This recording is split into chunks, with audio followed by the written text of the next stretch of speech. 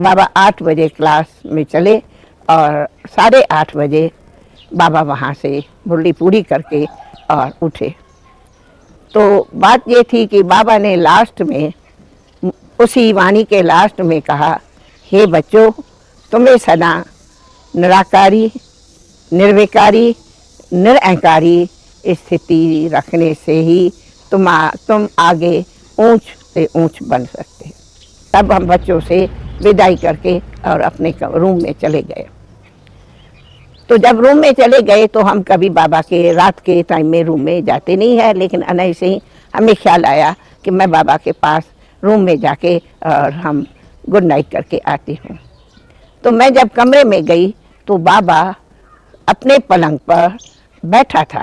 बाबा पलंग पर ऐसे टर्न हो करके बैठा, टांगे नीचे थी और मेरा सामने में हाथ पकड़ा।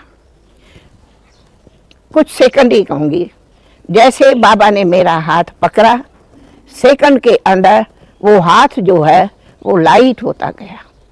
पकड़ा हुआ हाथ मेरा स्लोली लाइट होता गया और मैंने देखा कि बाबा के नैनों से एक लाइट यूं चली गई और लगे कि वो लाइट जैसे कि निकल कहाँ गई नहीं, लेकिन उस लाइट से बहुत बड़ी विल पावर्स मेरे में आती गई। मेरे पर्सनल में ये बिल्कुल फीलिंग नहीं हुई कि बाबा हमें कोई छोड़ गया।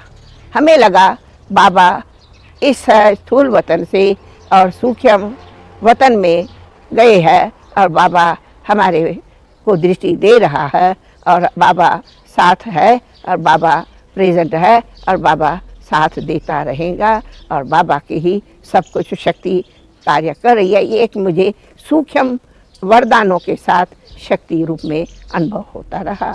फिर तो थोड़ी देर के बाद सबको ये मालूम हुआ कि बाबा अव्यक्त हुआ।